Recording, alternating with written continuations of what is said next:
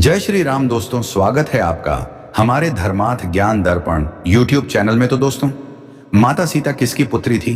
और दोस्तों, वाकई में क्या माता सीता महाराज जनक की पुत्री थी? क्या आखिर माता सीता रावण की ही पुत्री थी?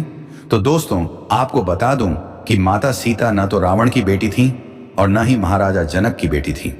दोस्तों, आज के वीडियो में क्या है सच्चाई, हम आपको बताएंगे। दोस्तों, आपने YouTube पर कई वीडियो देखी होंगी, लेकिन जिसमें लोगों ने बताया होगा कि माता सीता रावण की बेटी थी और जब माता सीता का जन्म हुआ तो उनका पालन पोषण महाराजा जनक ने किया था। इसलिए रामायण के अनुसार अगर इस तरह से देखा जाए तो परिप्रेक्ष्य माता सीता जनक की बेटी थी। तो दोस्तों, मैं आपको बता दूं कि वह न तो महाराजा जनक की बेटी थी और न ही रावण की। तो दोस्तों, वास्तविकता क्या है, हम आपको आज के वीडियो में बताएंगे। दोस्तों, पहले एक बार सोचना चाहिए सच्चाई के बारे में जानकर वास्तव में ऐसा क्या हो सकता है जैसा बताया गया है रामायण में। रामायण में दिखाया गया है कि महाराजा जनक की एक पुत्री सीता थी, जिनकी माता का नाम सुनैना था और पिता का नाम जनक बताया जाता है। तो दोस्तों, कुछ लोगों का मानना है कि माता सीता रावण की बेटी थी।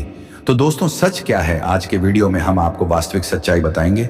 मुझ पर बिल्कुल भी संदेह न करें और आप इस वीडियो को बहुत ध्यान से सुने। दोस्तों, यदि आप वीडियो को खंगाल कर देखिए फिर समझ नहीं आएगा। तो आप कहना, दरअसल अगर आप इस वीडियो को पूरा देखेंगे तो समझ जाएंगे कि असल में माता सीता किसकी बेटी थी। दोस्तों, क्या है हकीकत और असल में माता सीता किसकी बेटी थी? तो दोस्तों, आइए जानते हैं सच क्या है। तो दोस्तों, आपने रामायण तो देखी होगी और उसमें एक रावण जरूर होगा। दोस्तों, रावण सुरक्षात्मक स्वभाव का था, लेकिन रावण एक महान विद्वान था। दोस्तों, रावण ने गरीब लोगों को शक्ति दी थी। रावण खुद को भगवान मानता था क्योंकि उसे घमंड था। उसे इस बात का घमंड था कि इस दुनिया में हमारे जैसा कोई नहीं था, वह एक नहीं है। विद्वान मित्रों, वह महात्माओं को हवन नहीं करने देता था, अर्थात यज्ञ नहीं करने देता था, तथा वह महात्माओं से कर लेता था। मित्रों, एक बार महात्माओं ने कर देने से मना कर दिया तो रावण महात्माओं के पास गया और उनसे कर लिया। जब महात्माओं ने मना कर दिया तब रावण ने सभी महात्माओं से एक एक करके थोड़ा थोड़ा खून वसूल किया। एक विद्वान का यहां यह कहना है कि यह खून नहीं बल्कि महात्माओं की शक्ति थी। दोस्तों, आप वीडियो को ध्यान से सुने ताकि आपको पूरी सच्चाई समझ आ जाए। आप खुद ही अंदाजा लगा सकते हैं कि हकीकत क्या है।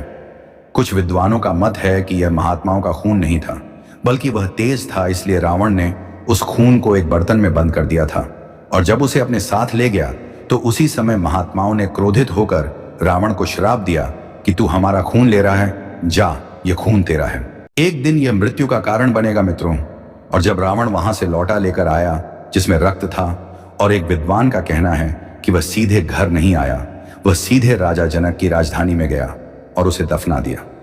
जनक के खेत में मटका एक विद्वान था जो कहता है मित्रों, दूसरा विद्वान कहता है कि ना जीना उस खून को लेकर, अर्थात उस मटके को लेकर वह सीधा अपने महल में आया और उस मटके को महल में रख दिया।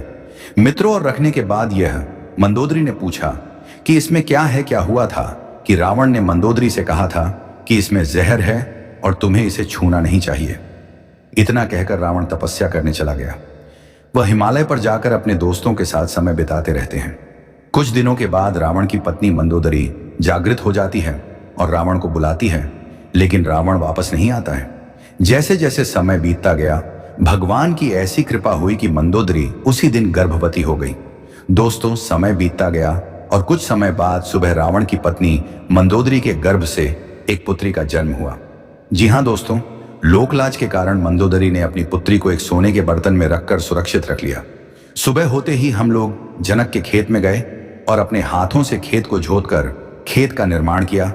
दोस्तों, उसी समय कुछ समय पहले आकाशवाणी हुई थी कि महाराज जनक के राज्य में सूखा पड़ा है, इसलिए आकाशवाणी हुई।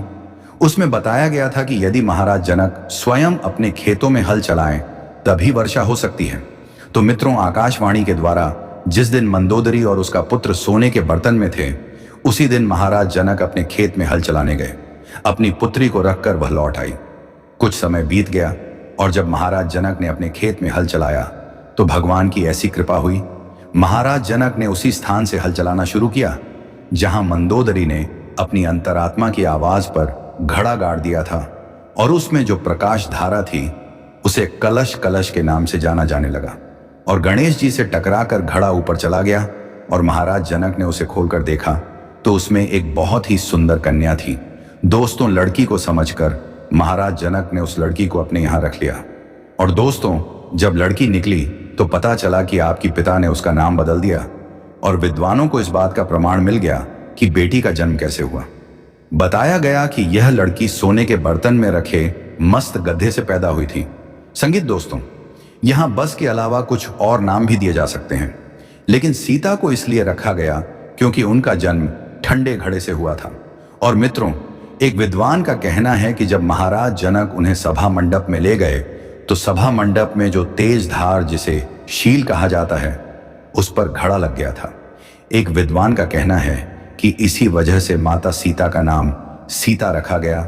तो दोस्तों, आज के वीडियो में आप इस कहानी के माध्यम से समझ गए होंगे कि सीता असल में किसकी पुत्री थी। दोस्तों, यह सत्य है कि सीता का जन्म रावण की पत्नी के रूप में हुआ था, और अगर वास्तविकता में देखा जाए तो वास्तव में माता सीता मंदोदरी की बेटी थी, क्योंकि मंदोदरी और रावण की एक बेटी थी। कोई नहीं मिला, और जब बेटी का जन्म हुआ तो एक नजरिए से देखा जाए तो माता सीता रावण की नहीं बल्कि मंदोदरी की बेटी थी, क्योंकि रावण के पास उनका कोई अंश नहीं था। पिता की बेटी के जन्म पर उन्हें कोई नहीं मिला। दोस्तों, यहां माता सीता को जनक की पुत्री कहा जाता है, क्योंकि वह महाराजा जनक को खेतों के बीच से मिली थी, और माता सीता का पालन पोषण महाराजा जनक ने नहीं किया था, इसलिए उन्हें महाराजा की पुत्री कहा जाएगा। जनक कन्हैया के माता पिता वासुदेव और देवकी की तरह ही वास्तव में बच्चों का पालन पोषण किया था। विधि विधान से भगवान श्याम सुंदर का जन्म हुआ। यहां यह भी संदेह है कि जब भगवान श्याम ने अवतार लिया था तो भगवान कन्हैया का पालन पोषण यशोदा ने किया था।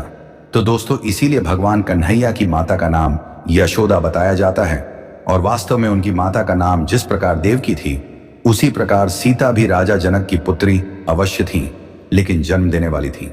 वह रावण की पत्नी मंदोदरी थी, जो रावण की बेटी थी, और मंदोदरी ने सीता को जन्म दिया था। तो दोस्तों, अब आपको यह सच्चाई पता चल गई होगी कि सीता का जन्म रावण की पत्नी के गर्भ से हुआ था।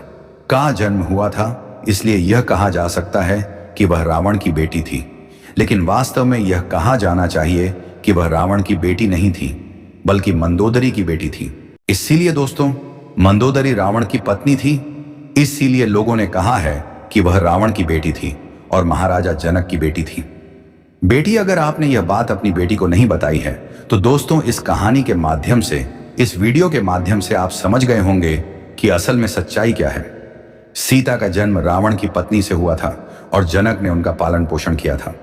तो दोस्तों, आपको हमारी यह कहानी की वीडियो कैसी लगी, कमेंट करके जरूर बताएं। और दोस्तों, आपको हमारी यह कहानी की वीडियो अच्छी लगी हो तो प्लीज हमारी इस वीडियो को एक लाइक जरूर कर देना। और दोस्तों, आपने अभी तक हमारे इस चैनल को सब्सक्राइब नहीं किया हो तो प्लीज हमारे इस चैनल को सब्सक्राइब जरूर कर देना, क्योंकि आने वाली इसी तरह की हर कहानी की वीडियो की नोटिफिकेशन आप तक सबसे पहले पहुंचे। तो दोस्तों, तब तक के लिए धन्यवाद। मिलते हैं इसी तरह की अगली नई कहानी की वीडियो में।